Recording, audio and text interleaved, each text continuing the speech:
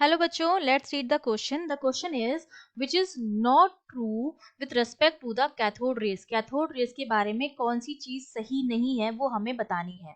ठीक है, तो देखिए इस क्वेश्चन को सॉल्व करने के लिए हमारा जो की कॉन्सेप्ट रहेगा उसमें हमें पता होना चाहिए कि कैथोड रेस का नेचर क्या होता है, क्या उनकी प्रॉपर्टीज होती हैं. ठीक है, तो जब हम कैथोड रे की बात करते हैं तो देखो कैथोड रे जो इन्वेंट हुई थी, जे थॉमसन ने अपना जो एक्सपेरिमेंट किया था to discover the electron. Thomson ने इलेक्ट्रॉन को डिस्कवर करने के लिए जो अपना एक्सपेरिमेंट किया था तब कैथोड रे की खोज हुई थी. उसमें क्या था, दो इस तरह से उन्होंने इलेक्ट्रोड लिए थे. एक नेगेटिव इलेक्ट्रोड था आपका, एक पॉजिटिव इलेक्ट्रोड था. नेगेटिव को हमने नाम दिया था कैथोड, पॉजिटिव को हम नाम दिया था हमने एनोड. उसके बाद जब एक इलेक्ट्रोड पर हम हाई पोटेंशियल अप्लाइड करते हैं तो क्या होता है कि एक जो बीम होती है वो कैथोड से एनोड की तरफ क्या करती है, मूव करती है. अब अगर ये बीम कैथोड से एनोड की तरफ जा रही है, क्योंकि कैथोड मेरा नेगेटिव है, एनोड मेरा पॉजिटिव है, वो पॉजिटिव की तरफ जा रही है और हम जानते हैं कि पॉजिटिव जो अपोजिट जो होता है वो हमेशा अट्रैक्ट करता है और जो लाइक चार्जेस होते हैं वो एक दूसरे को क्या करते हैं, रिपेल करते हैं.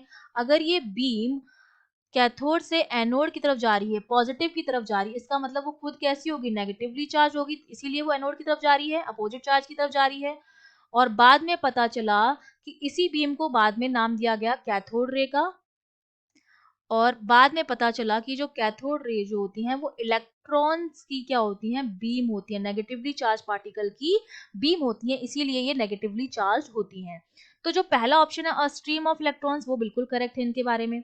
दूसरा है चार्ज पार्टिकल्स. तो एक तो हमारी जो कैथोड रे होती हैं वो डुअल नेचर की होती हैं, वो बिहेव करती हैं as a particle and as a wave, दोनों की तरह बिहेव करती हैं. अब दोनों की तरह बिहेव करेंगी तो सारे नेचर शो करती हैं. इंटरफेरेंस हो गया, डिफ्रैक्शन हो गया, सुपरपोजिशन, ये सारे नेचर जो है वो शो करती हैं, जिसकी वजह से फ्लोरोसेंस भी होता है, हीटिंग इफेक्ट भी होता है. और ये चार्ज पार्टिकल है, तो जब भी किसी चार्ज पार्टिकल को इलेक्ट्रिक फील्ड या मैग्नेटिक फील्ड में हम रखेंगे, चाहे हम उसको इलेक्ट्रिक फील्ड में रखें या मैग्नेटिक फील्ड में रखेंगे, उन पर मैग्नेटिक फोर्स और इलेक्ट्रिक फोर्स लगेगा. और जब फोर्स लगेगा तो वो क्या होंगी, डिफ्लेक्ट भी होंगी. तो इसका मतलब कैथोड रे जो है वो इलेक्ट्रिक और मैग्नेटिक फील्ड में डिफ्लेक्ट होते हैं. डी ऑप्शन भी करेक्ट हो गया और बी ऑप्शन भी करेक्ट हो गया कि ये चार्ज पार्टिकल हैं, नेगेटिव चार्ज पार्टिकल हैं.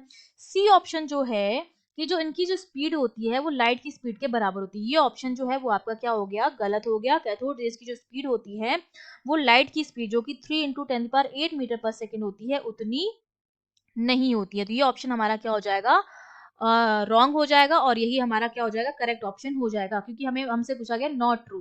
तो सी ऑप्शन जो है वो ट्रू नहीं है for cathode rays. I hope you understood well. All the best.